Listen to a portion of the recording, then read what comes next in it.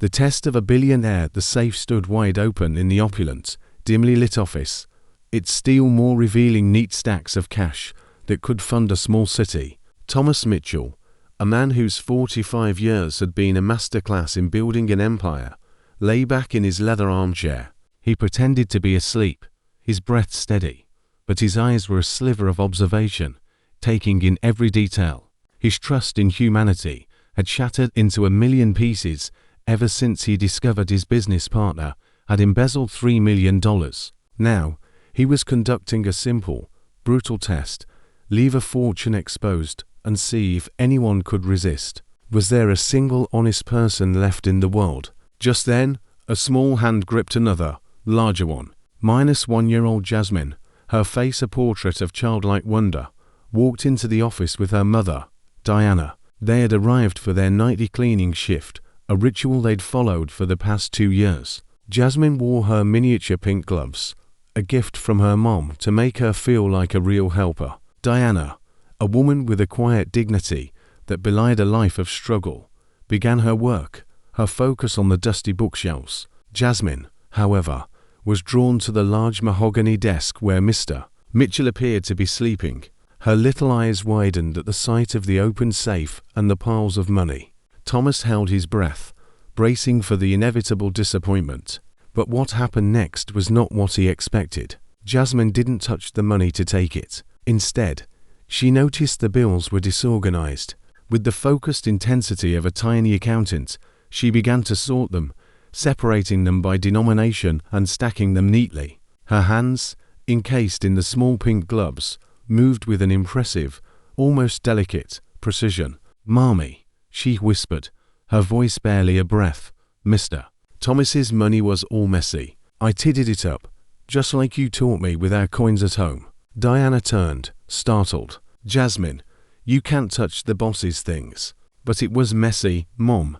He'll be happy when he wakes up and sees it all tidy." Emotion, a raw, powerful feeling he hadn't experienced in years, tightened Thomas's throat. This child, who likely had never had more than $20 to her name, had organized a fortune instead of taking a single penny, and she had done it with the innocent transparency of someone who had nothing to hide, proudly telling her mother what she had done. In the weeks that followed, Thomas watched them discreetly. He learned that Diana worked 2 jobs, cleaning his company at night and the doctor's office in the morning.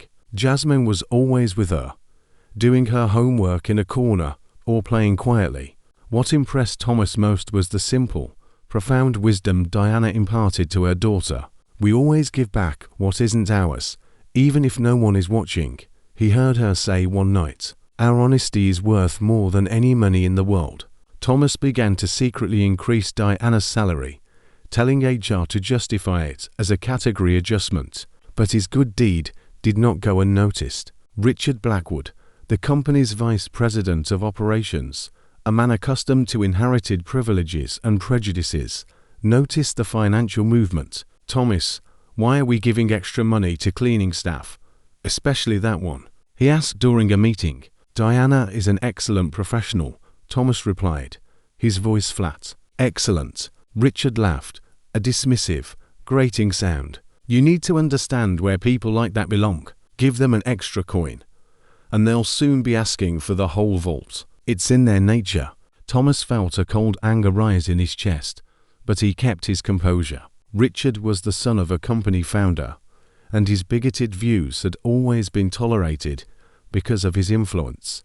Besides, Richard continued, "She brings a child here. It's inappropriate. What kind of mother exposes a kid to a corporate environment? Clearly, she doesn't have a proper family structure." That evening, Thomas watched something that made his anger boil over. Richard, who had stayed late, cornered Diana in a hallway. "Listen closely," he said, his voice low and threatening.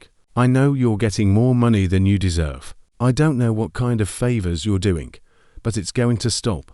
Diana's face went pale. "Sir, I don't understand." "Of course, you don't. People like you never do. You just take what you're given and stay quiet, and get that child out of here. This isn't a daycare." Jasmine, terrified, hid behind her mother's legs. Diana hugged her protectively. "Sir, I'm just doing my job. Your job is to clean and be invisible. Nothing else."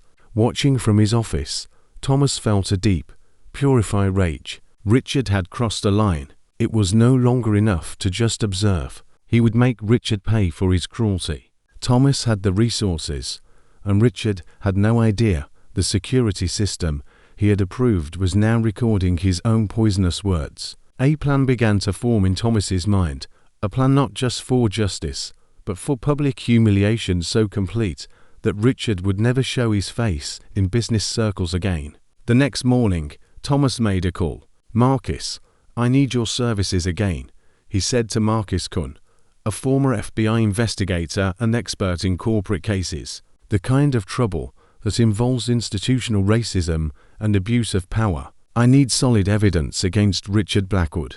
Marcus laughed. "That daddy's boy. That'll be easier than stealing candy from a baby. Guys like him always leave clues." Richard, meanwhile, ramped up his campaign of psychological terror. He showed up at HR with a list of fabricated violations, claiming Diana was regularly late and her child was causing disturbances. Sandra Miller, the hour director, knew something was wrong. "Diana had never been late in 2 years, Mr. Blackwood," she said. "I need to check the records." "Records can be altered," Richard sneered. "I'm the vice president. My word should be enough." Thomas recorded it all. The system Richard had installed to monitor productivity was now recording his own lies. On Wednesday, Richard crossed an even more dangerous line. He intercepted Diana in the parking lot. "I know you're doing more than cleaning to earn that extra money," he said, blocking her path. "What kind of special services are you providing?" Diana trembled with a mix of anger and fear. "Sir, what you're implying is..." "I'm implying that people like you always have a price, and I'm curious to know what yours is." Jasmine clung to her mother. "Mommy, why is that man being mean?"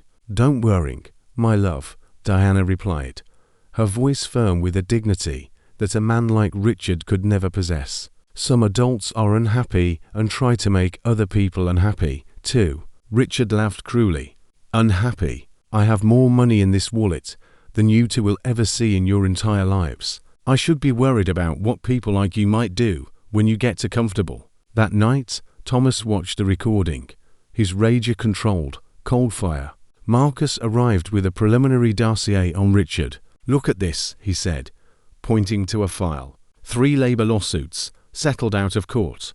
Always the same pattern, systematic humiliation until the person quits. Daddy always paid for the silence and transferred his little boy to another company. Richard Blackwood is a professional parasite. Thomas planned justice, a brutal, public, and definitive justice that would not only protect Diana and Jasmine, but also prove that true worth had nothing to do with money, and everything to do with integrity.